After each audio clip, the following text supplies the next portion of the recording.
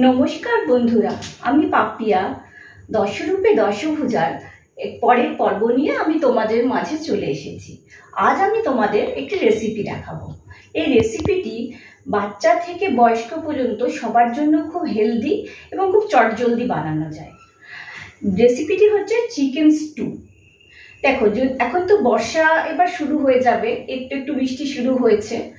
এবার ধরো বৃষ্টিতে ভিজে চুপচুপে হয়ে আমরা কাক ভেজা হয়ে ঘরে এলাম, তারপর জামা কাপড় ছিঁড়ে এক বাটি চিকেন স্টু নিয়ে গরম গরম যদি বসা যায় খুব ভালো লাগবে।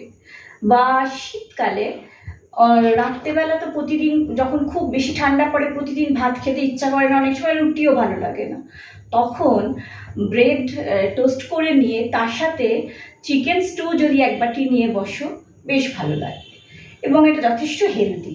চলো তোমাদের আজকে দেখাই এটা বানাতে কি কি লাগছে। এর জন্য লাগছে, আমি দেখো প্রথমে আলু কেটে নিয়েছি লম্বা লম্বা করে এরকম। আচ্ছা, এবার ক্যাপসিকাম এইভাবে কেটে নিয়েছি চৌকো চৌকো করে, লম্বা লম্বা করে বিনস কেটে নিয়েছি, গাজর কেটে নিয়েছি, একটা মাঝারি সাইজের পেঁয়াজ, চিকেন রয়েছে এখানে, আর লাগছে চিনি, নুন, এই গরম মশলা, গোটা গরম মশলা, তেজপাতা, ভাজার জন্যে সাদা তেল এবং গোলমরিচ। চলো এবার তোমাদের দেখাই। এই দেখো আমি গ্যাস জ্বালিয়ে নিয়েছি, এবার একটি প্রেসার হাঁড়ি নিয়ে নিয়েছি। ওতে এর মধ্যে এবার দিয়ে দিচ্ছি সাদা তেল কিছুটা, খুব বেশি তেল লাগে না, অল্প তেলেই হয়ে যাবে। সাদা তেল দিয়ে দিলাম।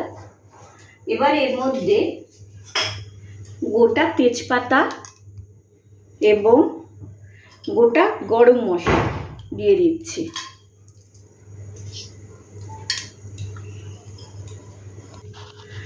এবার এর মধ্যে আমি গাজরগুলো দিয়ে দিচ্ছি, এখানে দুটো গাজর আছে। ক্যাপসিকামগুলো দিয়ে দিচ্ছি, এখানে 8-10টা ক্যাপসিকাম রয়েছে,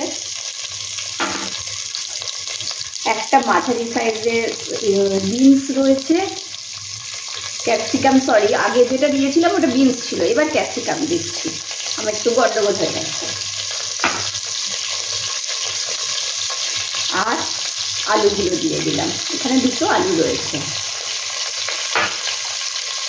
পেঁয়াজগুলো এরমভাবে কাটা রয়েছে, এটাও দিয়ে দিলাম, এটা মাঝারি সাইজের একটা পেঁয়াজ দিলাম। এবার এতে এই চামচে হাফ চামচেরও একটু কম নুন দিচ্ছি, দিয়ে একটু ভেজে নেব।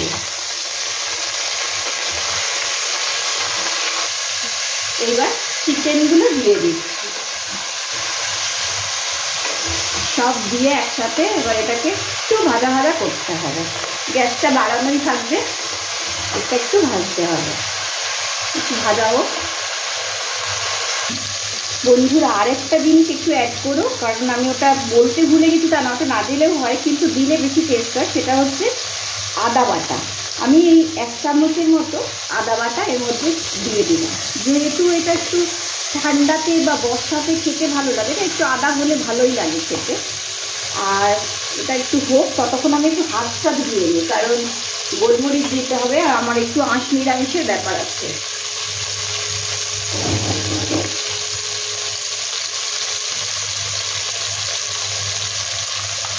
এই দেখো এবার একটু গোলমরিচ দিয়ে দিলাম 1/2 চামচের মতো, আর 1/2 চামচ চিনি।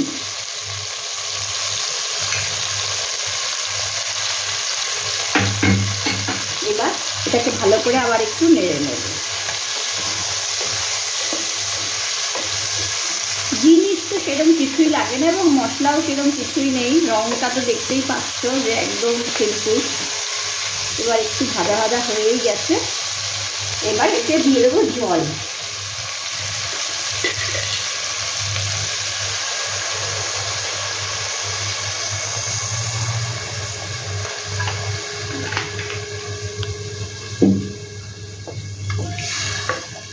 জল দিয়ে দিলাম। এবার মোটামুটি আমার কাজ শেষ। এবার হচ্ছে প্রেসার কুকারে ঢাকাটা লাগিয়ে দিতে হবে, একটা সিটি দিয়ে দিলেই হয়ে যাবে এটাতে। এই দেখো আমার চিকেন স্টু রেডি হয়ে গেছে, তোমরাও বানিয়ে নিতে পারো। এই চিকেন স্টু আমার মেয়ে, আমার হাজবেন্ড সবাই খেতে ভালোবাসে। আর আমার হাতে চিকেন স্টু খুব ভালোবাসে আমার ভাইঝি, আমার একমাত্র ভাইঝি। সে অবশ্য পিসিমণির হাতে সব খাবারই খেতে ভালোবাসে, তো এটা বানাতে গিয়ে ওর কথা মনে পড়ছে, ও খুব ভালোবাসে খেতে। আর আমার এক ভাইপো আছে, সে আবার পনির ভালোবাসে। এর পরের দিন ওর পছন্দের আইটেম হচ্ছে আমার হাতের বাটার পনির। এর পরের দিন হইলে তোমাদের ওই রেসিপিটা শেখাবো। আচ্ছা, তোমরা এটা বানিয়ে দেখো, ভালো লাগবে, মানে হেলদি খাবার অন্তত, আর উইকনেস কাটাতেও সাহায্য করে এটা। আজকে এখানেই শেষ করছি, এর পরের দিন অন্য কিছু নিয়ে আবার তোমাদের সামনে হাজির হব। ভালো থেকো।